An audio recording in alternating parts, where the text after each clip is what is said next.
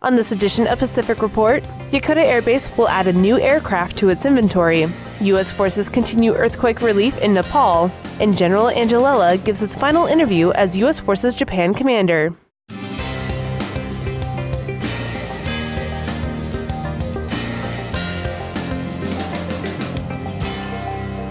Thanks for joining us. I'm Staff Sergeant Mike Larman. The Department of Defense announced plans to station a CV-22 Osprey unit at Yokota Air Base. The first 3 aircraft will arrive in the second half of 2017, with an additional 7 aircraft scheduled to arrive by 2021. The tilt-rotor aircraft will increase capabilities for U.S. Special Operations Forces to respond quickly to crises and contingencies in Japan and across the Asia-Pacific region. The deployment also reflects the United States' commitment to defend Japan and station its most advanced capabilities in the region. The Marine model of the Osprey, the MV-22, is now a prime contributor to the Nepal earthquake relief efforts as part of the Joint Task Force 505. We board a recent Osprey supply mission to give you a closer look at how JTF 505 crews are delivering critical supplies to the Nepalese. It feels really great to be a part of aid. I've always wanted to help people my entire life, and it's such a difference seeing it firsthand. The Nepalese are very thankful. They're very polite, very nice people. So being able to go to these zones, drop it off, having all these smiles and people helping you, seeing them be thankful for the help that we're providing, it's a fantastic experience, and I wouldn't trade it for the world.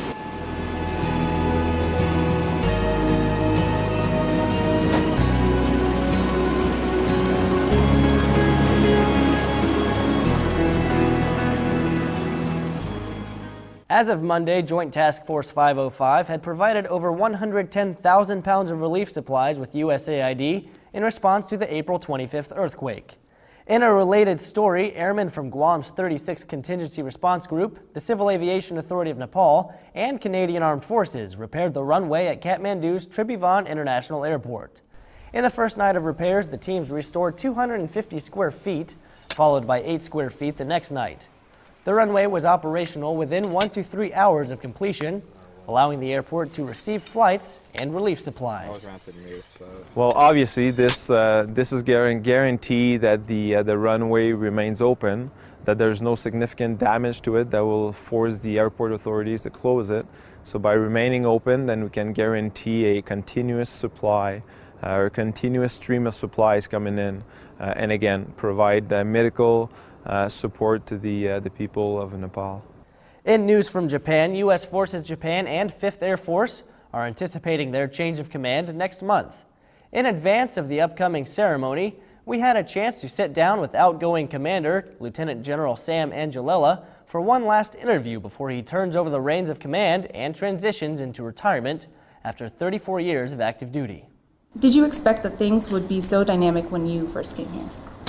Well, you know, I really knew it would be exciting, but I didn't realize that it would be so dynamic. And with the whole momentum of the U.S. rebalance to the Pacific and the government of Japan's proactive approach to global security, and like you mentioned, just the signing of the new guidelines really has made this assignment rewarding for me.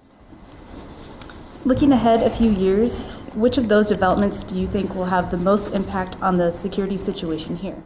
As the U.S. maintains the momentum for the rebalance and the Japanese complete their security legislation, which will really, I think, tie the knot on our really critical alliance, that along with all the partnerships that we have, that will enable us to really react to the global security situation. To touch back, the future alliance, could you expand a little bit more on that?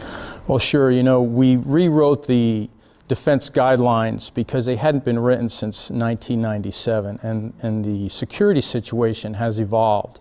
North Korea's threat with nuclear weapons, ballistic missiles, and the way we've expanded our partnerships here in the Pacific will really enable us to react to any kind of security situation.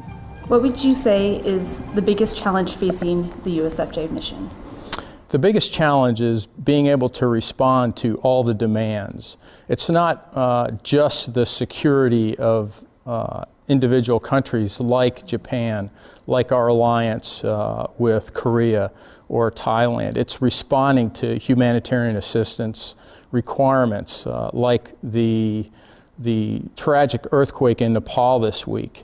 You mentioned the great earthquake in March of 2011. Since then, we've also responded bilaterally in the Philippines. During an exercise that we had down during COPE North Guam, we reacted to a real-world humanitarian assistance situation together. So these kinds of things, along with other global requirements, is really the biggest challenge.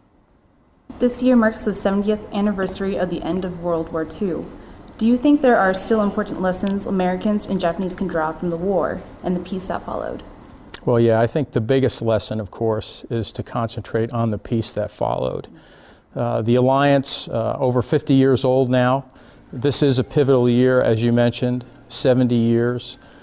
Japan has really reached out to its neighbors. So I think as we reflect on the terrible loss of life in World War II and other conflicts after that, and we should concentrate on the peace to make sure that something like that doesn't occur again. Your first assignment in Japan was nearly 20 years ago as a major. What's the biggest change that stands out in your mind since that time? Wow, that is quite an amount of time, 20 years ago.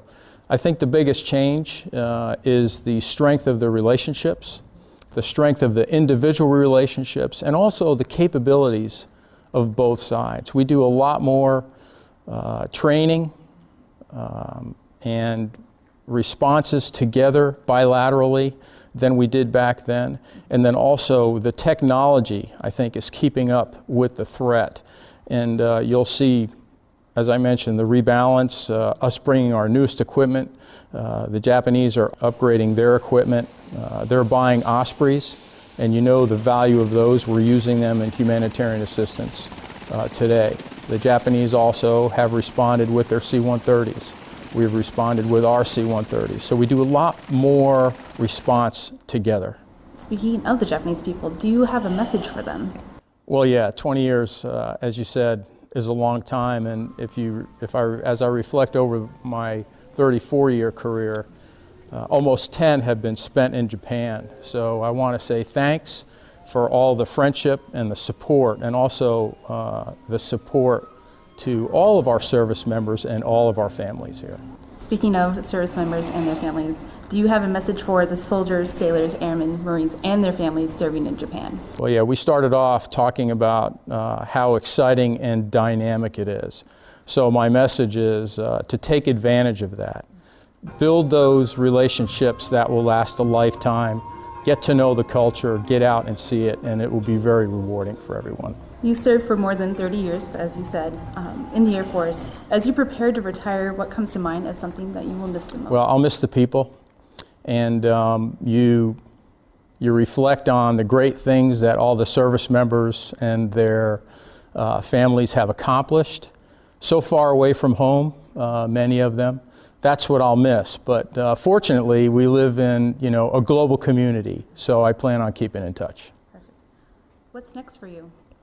Well, I still have a lot of energy left, so we'll go back to America, rekindle old ties, and then see what comes up. And like I said, we'll stay connected. Do you have anything else you would like to add? Yeah, I want to thank my family for hanging with me for over all these years, and looking forward to getting back together. I also want to thank all the service members and their families. As I know, it's sometimes it can be tough serving far away from home, but as I said, it's very, very rewarding, and I'm very excited for them. That does it for this newscast. I'm Staff Sergeant Mike Larman, and from all of us here at AFN Pacific, thanks for watching.